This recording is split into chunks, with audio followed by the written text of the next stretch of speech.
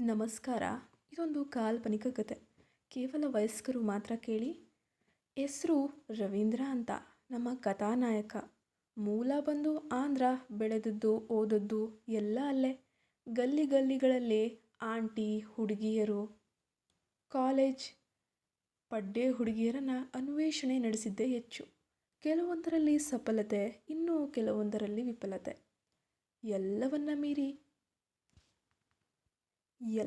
ಮೀರಿ ಸ್ವರ್ಗದ ಬಾವಿಗೆ ಬಿದ್ದದ್ದು ಬೆಂಗಳೂರಿನಲ್ಲಿ. ಎಲ್ಲ ರೀತಿಯ ಆಟ ಆಡಿ ಈಗ ಜವಾಬ್ದಾರಿಯನ್ನು ಪಡೆದು ಅಚ್ಚುಕಟ್ಟಾಗಿ ಕೆಲಸ ಮಾಡ್ತಾ ಇದ್ದಾನೆ. ನಾನೊಂದು ಸಾಫ್ಟ್ವೇರ್ ಕಂಪ್ನಿಯಲ್ಲಿ ಕೆಲಸ ಮಾಡ್ತಾ ಇರೋದು. ನಮ್ಮ ಜೀವನ ಶೈಲಿ ನಿಮಗಿಂತ ಅಂದರೆ ವಿಭಿನ್ನವಾಗಿರುತ್ತೆ. ನೀವು ಎದ್ದಾಗ ನಾವು ಮಲಗಿರ್ತೀವಿ, ನೀವು ಮಲಗಿದಾಗ ನಾವು ಎದ್ದು ಕೆಲಸ ಮಾಡ್ತಿರ್ತೀವಿ. ಹೀಗೆ ನಮ್ಮ ಉಲ್ಟಾ ಜೀವನ ನಮ್ಮದು.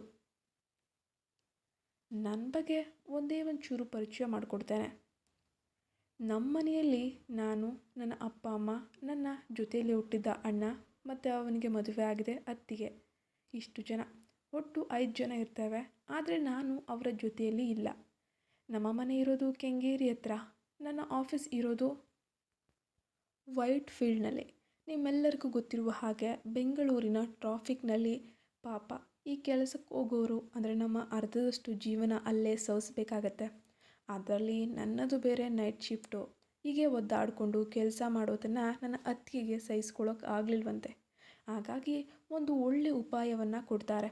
ಅದೇನೆಂದರೆ, ನಾನು ಆಫೀಸಿನ ಹತ್ತಿರವೇ ಒಂದು ರೂಮ್ ಮಾಡಿಕೊಂಡು ಅಲ್ಲೇ ಉಳಿದುಕೋ ಅಂತ. ಬಹುಶಃ ಅವರಿಗೆ ಪ್ರೈವಸಿ ಬೇಕು ಅಂತ ಈ ರೀತಿ ಮಾಡಿದ್ರೋ ಅಥವಾ ನನಗೆ ಹೆಲ್ಪ್ಫುಲ್ ಆಗಲಿ ಅಂತಲೇ ಮಾಡಿದ್ರೋ ಗೊತ್ತಿಲ್ಲ. ಆಗ ನಿನಗೆ ಈ ರೀತಿ ಕಷ್ಟ ತಪ್ಪುತ್ತೆ ಅಂತ ಹೇಳಿದರು. ನನಗೂ ಓಕೆ ಸರಿ ಅನ್ನಿಸ್ತು. ಹಾಗಾಗಿ ನಾನು ಮಾರತಹಳ್ಳಿಯಲ್ಲಿ ಒಂದು ಬೆಸ್ಟ್ ಆಗಿರೋ ರೂಮ್ನ ತಗೊಂಡು ಬಾಡಿಗೆಗೆ ಪಡೆದುಕೊಂಡೆ. ಇಲ್ಲಿಂದ ನನ್ನ ಹೊಸ ಜೀವನವೇ ಶುರುವಾಯಿತು ಅಂದ್ಕೊಳ್ಳಿ.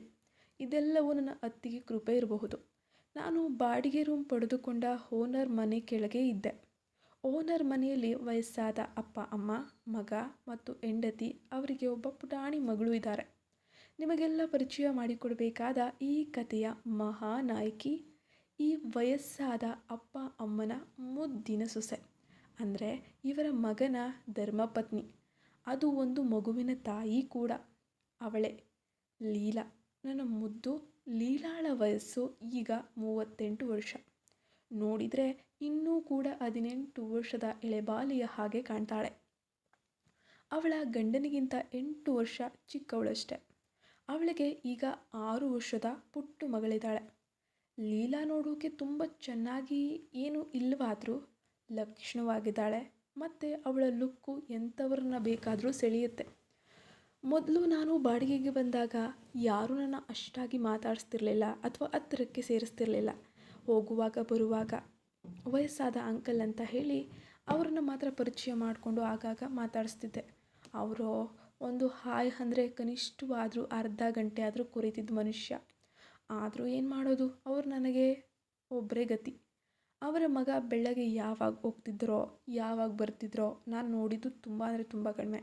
ಇನ್ನು ವಯಸ್ಸಾದ ಆಂಟಿ ಆಚೆನೇ ಬರ್ತಿರಲಿಲ್ಲ. ಆದರೆ ಆವಾಗವಾಗ ಲೀಲಾ ಮಾತ್ರ ಮೇಲೆ ಬಟ್ಟೆಗಳನ್ನು ಒಣ ಹಾಕಲು ಮೇಲೆ ಬರ್ತಾಯಿದ್ಲು. ಆಗ ಅವಳನ್ನು ಸ್ವಲ್ಪ ದಿಟ್ಟಿಸಿ ನೋಡಿದ್ದು ಅಷ್ಟೆ. ಹಾಗಾಗಿ ಅವಳನ್ನು ನೋಡ್ತಾ ಇದೆ, ಆದರೆ ಮಾತನಾಡುವ ಧೈರ್ಯ ಮಾಡಿರಲಿಲ್ಲ. ಅವರ ಮಗಳು ಆಗಾಗ ನಗುವುದನ್ನು ಮರೆಯುತ್ತಿರಲಿಲ್ಲ. ನನ್ನ ನೋಡಿ ನೋಡಿ ಪದೇ ಪದೇ ನಗೋದು. ಹೀಗೆ ಸುಮಾರು 6 ತಿಂಗಳ ಕಾಲ ನಮ್ಮ ಸಮಯ ಕಳೆಯುತ್ತಾ ಹೋಯಿತು. ನಂತರ ಈಗ ಸ್ವಲ್ಪವೇ ಒಬ್ಬರಿಗೊಬ್ಬರು ಮಾತಾಡ್ಸೋಕ್ಕೆ ಶುರು ಮಾಡಿದ್ವಿ. ನಾನು ಬೆಳಗಿನ ಜಾವ 5 ಗಂಟೆಗೆ ಕೆಲಸ ಮುಗಿಸ್ಕೊಂಡು ಮನೆಗೆ ಬಂದು ಆರಾಮಾಗಿ ಮಲಗ್ತಿದ್ದೆ.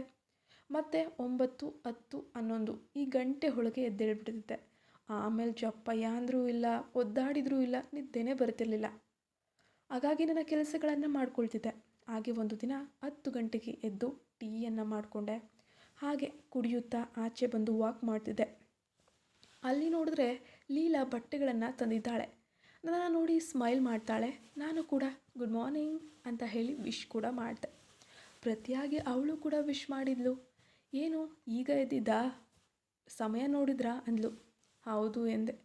ಬಟ್ಟೆ ಹಾಕುತ್ತಾ ಸರಿ, ನೀವು ಯಾವ ಕಂಪ್ನಿ ಕೆಲಸ ಮಾಡೋದು ಅಂದ್ಲು. ನನ್ನ ಕಂಪ್ನಿ ಹೆಸರು ಹೇಳಿದೆ. ಅಯ್ಯೋ ಒಳ್ಳೆ ಕರ್ಮಾರಿ, ಪಾಪ ನಿದ್ದೆ ಮಾಡೋ ಸಮಯದಲ್ಲಿ ಕೆಲಸ ಮಾಡೋದಾ? ನಿಜವಾಗ್ಲೂ ಆಗದ ಕೆಲಸ. ನಿನ್ನದು ಯಾವಾಗಲೂ ನೈಟ್ ಶಿಫ್ಟೇನಾ ಅಂತ ಕೇಳಿದ್ಲು. ಹೌದು, ಏನು ಮಾಡೋದು, ಒಂದು ಸಲ ಉಬ್ಬೇರಿಸಿ ಆಶ್ಚರ್ಯ ಸೂಚಕ ಚಿಹ್ನೆಯನ್ನು ಕೊಟ್ಟಿದ್ಲು. ನಾನು ಹೆಮ್ಮೆಯಿಂದ ನಮ್ಮ ಹಣೆ ಬರ ಅಂತ ಕೈ ಸನ್ನೆ ಮಾಡಿ ತೋರಿಸಿದೆ. ಅದಕ್ಕವಳು ಇರಲಿ ಬಿಡಿ ಅಂತ ಒಂದು ನಗುವನ್ನು ಚೆಲ್ಲಿದ್ಲು. ಆ ನಗು ನನಗೆ ಹೃದಯಕ್ಕೆ ನಾಟಿ ಚುರ್ ಅಂತ ಅಂದಿತ್ತು. ಅವಳು ನಕ್ಕಾಗ ತುಂಬ ಸುಂದರವಾಗಿ ಕಾಣ್ತಿದ್ಲು. ಹೀಗೆ ಆಗಾಗ ನನ್ನ ಮತ್ತು ಲೀಲಾ ಮಧ್ಯೆ ಚುಟುಕು ಚುಟುಕು ಚೂರು ಚೂರು ಕಣ್ಣುಗಳಲ್ಲಿ ಮಾತುಕತೆಗಳು ಆಗ್ತಾನೇ ಇದ್ವು. ಇದಾಗಿ ಸುಮಾರು 2-3 ತಿಂಗಳು ನಂತರ ನನಗೆ ಸ್ವಲ್ಪ ಜ್ವರ ಬಂದು ರೆಸ್ಟಿಂಗ್ ಸ್ಟೇಜ್ಗೆ ಹೋಗ್ಬಿಟ್ಟೆ. ಮನೆಯಲ್ಲಿ ಮಲಗಿದ್ದೆ. ಅದೇ ಟೈಮ್ನಲ್ಲಿ ನನ್ನ ಮನೆಯಲ್ಲಿ ಎಲ್ಲರೂ ಕೂಡ ಊರಿಗೆ ಹೋಗಿದ್ರು. ಹಾಗಾಗಿ ನಾನು ಒಬ್ಬನೇ ಇರಬೇಕಾಯ್ತು. ಹೇಳಬೇಕಾ, ಮೊದಲೇ ಬಿಸಿ ರಕ್ತದ ಹುಡುಗ, ಇದ್ರ ಜೊತೆಗೆ ಬಿಸಿ ಮಾಡುತ್ತಿರುವ ಲೇಟೆಸ್ಟ್ ಜ್ವರ. ಕೆಲಸಕ್ಕೆ ರಜೆ ಹಾಕಿ ಒಂದಿನ ಆರಾಮಾಗಿ ಮಲಗಿಬಿಡೋಣ ಅಂತ ಮಲಗಿದೆ. ಮಾರನೇ ದಿನ ಬೆಳಗ್ಗೆನೇ ಎದ್ದು ಏನಾದರೂ ತಿನ್ನೋಕೆ ಮಾಡ್ಕೊಳ್ಳೋಣ ಅಂತ ಅಡುಗೆನ ಮಾಡೋಕ್ಕೆ ಹೊರಟಿದ್ದೆ. ಆಗ ಯಾರೋ ಬಾಗಿಲು ತಟ್ಟಿದಂತೆ ಶಬ್ದ ಆಯಿತು. ಯಾರಪ್ಪ ಇದು ಅಂತ ಹೋಗಿ ಬಾಗಿಲು ತೆಗೆದು ನೋಡ್ತೀನಿ. Wow, she is Leela. ಇವಳನ್ನು ನೋಡಿ ಶಾಕ್ ಆಯಿತು. ಇಷ್ಟು ದಿನಕ್ಕೆ ನನ್ನ ಮನೆ ಬಂದು ಬಾಗಿಲು ಬಡಿದಿದ್ದಾಳೆ. ನನ್ನ ನೋಡಿ ಗುಡ್ ಮಾರ್ನಿಂಗ್ ಅಂತ ಹೇಳಿದ್ಲು. ನಾನು ಕೂಡ ಗುಡ್ ಮಾರ್ನಿಂಗ್ ಹೇಳಿದೆ. ಆಗ ನನ್ನ ಮುಖದ ಕೊಳೆ ಹಾಗೂ ಗಂಟಲಿನ ಕರ್ಕಶ ಮುಖವೆಲ್ಲ ಸೋರು ಹೋಗಿತ್ತು. ಅದನ್ನು ನೋಡಿ ಯಾಕ್ರಿ, ಹುಷಾರಿಲ್ವಾ ಅಂತ ಕೇಳಿದ್ಲು. ಸ್ವಲ್ಪ ಜ್ವರ ಅಂದೆ. ಎಲ್ಲರೂ ಕೇಳುವ ಹಾಗೆ ಡಾಕ್ಟರ್ ಹತ್ರ ಹೋಗಲಿಲ್ವಾ, ಮೆಡಿಸಿನ್ ತೊಗೊಂಡ್ರಾ, ಊಟ ಏನು ಮಾಡಿದ್ರಿ ಅಂತ ಫಾರ್ಮಾಲಿಟೀಸ್ಗೆ ಏನೇನೋ ಕೇಳಲು ಆಯಿತು. ಮಾತ್ರೆಗಳು ನುಂಗುವುದು ನನ್ನ ಪಾಲಿಗೆ ವಿಷ ಕುಡಿದಷ್ಟೇ ಸಮಾನ. ಆದರೆ ಲೀಲಾಳಿಗೆ ಸುಳ್ಳು ಹೇಳಲೇಬೇಕಾಯಿತು. ಎಲ್ಲ ಆಯಿತು ಅಂತ ಹೇಳಿ ನನ್ನನ್ನು ನೋಡಿ ಅವಳಿಗೆ ಪಾಪ ಕರುಣೆ ಉಕ್ಕಿ ಬಂತೋ ಅಥವಾ ನನ್ನ ಮೇಲೆ ಕ್ರಷ್ ಆಗಿತ್ತೋ ಇನ್ನೊಂದೋ ಮತ್ತೊಂದೋ ಗೊತ್ತಿಲ್ಲ. ಏನೋ ಒಟ್ಟಿನಲ್ಲಿ ಮಗುವಿಗೆ ಹೇಳುವ ಹಾಗೆ ಏನೇನೋ ಬುದ್ಧಿವಾದಗಳನ್ನು ಹೇಳಿದ್ಲು. ನಾನು ಅವಳ ಅಂದ ಚಂದ ವಯ್ಯಾರವನ್ನು ನೋಡ್ತಾ ಅರ್ಧಂಬರ್ಧ ಕೇಳಿಸ್ಕೊಂಡು ಮತ್ತೆ ಅವಳು ಎಲ್ಲವನ್ನ ಹೇಳಿ ಅವಳ ಪಾಡಿಗೆ ಅವಳು ಹೊರಟು ಹೋದ್ಲು.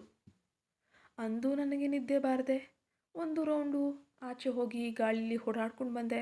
ಮಧ್ಯಾಹ್ನ ನಿದ್ದೆ ಬಾರದೆ ಲ್ಯಾಪ್ಟಾಪ್ ಹಿಡಿದು ಆ ಆಳು ಕೆಲಸವನ್ನು ಕೂಡ ಮಾಡ್ಕೊಳ್ತಾ ಕೂತಿದ್ದೆ. ಆಗ ಲೀಲಾ ಮತ್ತೆ ಎಂಟ್ರಿ ಕೊಟ್ಲು. ಕೈಲೇನೋ ಹಿಡಿದುಕೊಂಡು ಬಂದಿದ್ದಾಳೆ ಅನಿಸುತ್ತೆ. ಊಟ ಆಯಿತಾ ನಿಮ್ಮದು ಅಂದ್ಲು. ಹ್ಞೂ ಅಂದೆ. ಇದನ್ನು ತಿನ್ನಿ, ಬೇರೆ ಎಲ್ಲ ತಿಂದು ಜ್ವರ ಜಾಸ್ತಿ ಮಾಡ್ಕೊಳ್ಬೇಡಿ, ಈಗ ಡೈಜೆಷನ್ ಎಲ್ಲ ಚೆನ್ನಾಗಾಗಲ್ಲ, ಫುಡ್ಡೆಲ್ಲ ಸಿಂಪಲ್ ಆಗಿರಬೇಕು ಅಂತ ಅವಳ ತಂದಿದ್ದ ಪೊಂಗಲ್ ರೀತಿಯ ಗಂಜಿಯನ್ನು ಕೊಟ್ಟಳು. ನನ್ನ ಮನಸ್ಸು ತುಂಬಿ ಬಂತು. ಜೊತೆಗೆ ನನ್ನ ತಾಯಿ ಕೂಡ ನೆನಪಾದರು. ಥ್ಯಾಂಕ್ಸ್ ಅಂತ ಆಚೆ ಬಂದೆ. ಅದಕ್ಕೊಂದು ಕ್ಯೂಟ್ ಸ್ಮೈಲ್ ಕೊಟ್ಟು ಹೊರಟಳು. ಇರಲಿ ಮೊದಲು ಹುಷಾರಾಗು ಅಂತ ಹೇಳಿದ್ಲು. ಹಾಗೆ ಅವಳು ತಕ್ಷಣ ಮಾಯವಾಗಿ ಹೊರಟು ಹೋದ್ಲು. ಬಂದು 1 ನಿಮಿಷ ಅಷ್ಟೇ ದರ್ಶನ ಕೊಡ್ತಾಳೆ, ಹೋಗ್ತಾಳೆ. ಆಮೇಲೆ ಅವಳು ತಂದಿದ್ದ ಗಂಜಿಯನ್ನು ಕುಡಿದೆ. ಒಂದು ರೀತಿ ಖಾರವಾಗಿ ಚೆನ್ನಾಗಿತ್ತು. ಆ ದಿನ ಸ್ವಲ್ಪ ಸುಧಾರಿಸ್ಕೊಂಡೆ.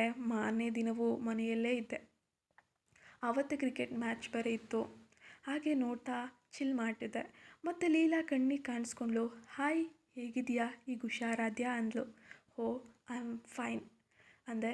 ಗುಡ್ ಅಂದ್ಲು. ನಿನ್ನೆ ಕೊಟ್ಟಿದ್ದು ತುಂಬ ಚೆನ್ನಾಗಿತ್ತು, ಏನದು ಅಂತ ಕೇಳಿದೆ. ಚೆನ್ನಾಗಿತ್ತಾ, ಓಕೆ, ಖಾರವಾಗೇ ಇತ್ತು, ಇನ್ನೊಂದು ಸಲ ಯಾವಾಗಾದರೂ ಮಾಡಿಕೊಡ್ತೀರಾ ಅಂತ ಹೇಳಿದಾಗ ಖಂಡಿತ ಥ್ಯಾಂಕ್ ಯು ಅಂತ ಹೇಳುತ್ತಾ ಮುಗುಳ್ನಕ್ಳು. ಮತ್ತು ಪುಟ್ಟಿ ಸ್ಕೂಲಿಗೆ ಹೋಗಿದ್ದಾಳಾ ಅಂದೆ. ಇಲ್ಲ, ಊರಿಗೆ ಹೋಗಿದ್ದಾಳೆ. ಹೌದಾ, ಯಾರ ಜೊತೆ, ಬರೋದು ಎಷ್ಟು ದಿನ ಆಗುತ್ತೆ ಅಂತ ತುಂಬ ಪ್ರಶ್ನೆಗಳನ್ನು ಕೇಳಿದೆ. ಅವಳು ಆಶ್ಚರ್ಯವಾಗಿ ನನ್ನನ್ನೇ ನೋಡ್ತಿದ್ಲು. ಕತೆ ಮುಂದುವರಿಯುತ್ತೆ. ಧನ್ಯವಾದ, ಶುಭವಾಗಲಿ. ನಮ್ಮ ಚಾನಲ್ಗೆ ದಯವಿಟ್ಟು ಸಬ್ಸ್ಕ್ರೈಬ್ ಆಗಿ ಸಪೋರ್ಟ್ ಮಾಡಿ ಸ್ನೇಹಿತರೆ.